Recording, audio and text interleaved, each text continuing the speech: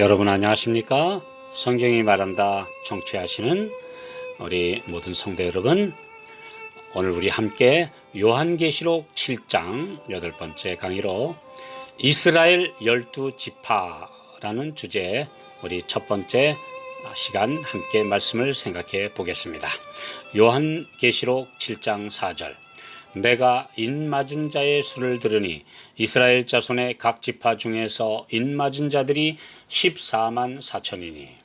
이스라엘 자손의 각 지파란 이스라엘, 곧 하나님과 씨름하여 이겼다라는 영광스러운 이름을 하나님께로부터 받은 야곱의 12아들의 후손을 가리키는 말입니다. 성경에서 12는 하늘의 완전과 전체를 가리키는 상징수입니다. 구약의 12지파는 이스라엘 전체를 의미하며 신약의 12사도는 신약의 교회 전체를 상징하는 용어입니다.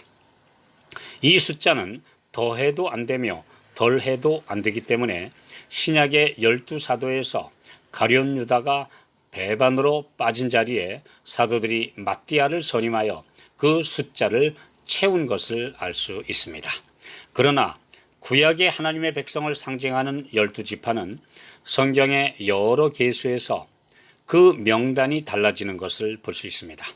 야곱의 아들은 12이지만 야곱의 유언에서 요셉이 애굽에서 나온 두 아들 에브라임과 므낫세 두 손자를 자신의 양자로 삼아 축복해서 두 몫을 주므로 요셉을 장자로 인정했습니다.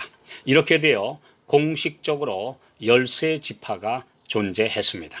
그 후 출애굽의 광야에서 금송아지를 숭배한 반역의 순간에 충성을 지킨 레위지파가 제사장 지파로 선택되었기 때문에 이스라엘이 약속의 땅 가나안에 들어갔을 때에는 12지파만 땅을 배분받았습니다.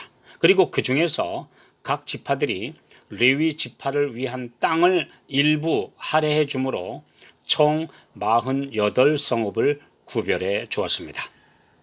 그러나 계시록 7장에서 하나님의 인을 맞을 12지파 명단에는 단 지파와 에브라임 지파가 빠진 대신 요셉 지파가 포함되어 있습니다. 단 에브라임은 명단에서는 빠졌지만 에브라임의 아버지인 요셉 지파에 포함되므로 그들이 개인적으로는 제외되지 않았음을 알 수 있습니다. 요셉은 그의 두 아들이 받은 몫으로 자신의 이름을 가진 지파는 따로 없었기 때문입니다. 그러나 단 지파는 완전히 제외되었습니다. 삼손이 단 지파 출신이었으며 야곱은 유언 시에 그의 아들 단에게 축복 대신 저주를 선언했을 정도로 나쁜 유전적 기질을 가지고 있었습니다. 그러나 그렇다고 해서 제외된 것은 아닙니다. 단 지파가 탈락된 결정적인 원인은 우상 숭배로 하나님의 백성에게서 분리되었기 때문입니다. 다른 지파들도 자주 우상 숭배에 빠지긴 했지만 단 지파는 아예 땅을 얻어 정착하자마자 우상을 세웠으며 이스라엘의 전 역사 기간 내내 우상을 숭배했다는 기록이 성경에 있습니다. 사사기 18장 30절 31절, 단 자손이 자기를 위하여 그 새긴 신상을 세웠고 모세의 손자 게르손의 아들 요나단과 그 자손은 단 지파의 제사장이 되어 이 백성이 사로잡히는 날까지 이르렀더라. 하나님의 집이 실로에 있을 동안에 미가에 지은 바 새긴 신상이 단 자손에게 있었더라. 에브라임은 신실함의 대명사인 요셉의 둘째 아들이었으나 장자로 선택되었으며 가장 세력이 큰 지파였습니다. 이 에브라임 지파가 비록 개인적으로는 요셉 지파에 소속되어 구원에 참여할 수 있지만 에브라임이라는 이름은 12지파에서 제외된 것 역시 우상 숭배와 반역의 역사 때문입니다. 이 지파는 여호수아라는 걸출한 지도자를 배출했고 숫자도 많았으며 광야에서 진행 시 서쪽 진영의 대표 지파였습니다. 예레미야 31장 20절, 에브라임은 나의 사랑하는 아들 기뻐하는 자식이 아니냐, 내가 그를 책망하여 말할 때마다 깊이 생각하노라. 그러므로 그를 위하여 내 마음이 측은한즉 내가 반드시 그를 긍휼히 여기리라. 여호와의 말이니라. 이 지파 출신인 여로보암이 솔로몬의 아들 르호보암에게 반기를 들어 북방 왕국을 세웠는데, 그는 왕이 되자마자 예루살렘 성전과 절기 그리고 예배가 있는 한 쪼개진 나라가 다시 하나가 될 것을 우려해서 우상 숭배를 시작했습니다. 열왕기상 12장 27절 28절.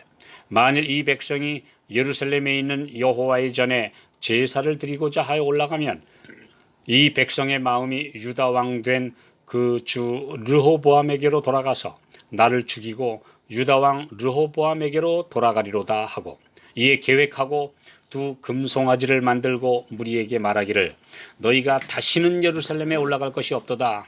이스라엘아, 이는 너희를 애굽 땅에서 인도하여 올린 너희 신이라 하고, 그는 유다에서 온 선지자가 말한 표적대로 우상의 단이 갈라지고 그 선지자를 잡으라고 명령한 그의 손이 말라버리는 징벌을 받고 뉘우쳐 용서를 받아 회복했음에도 여전히 금송아지 숭배를 고집했습니다.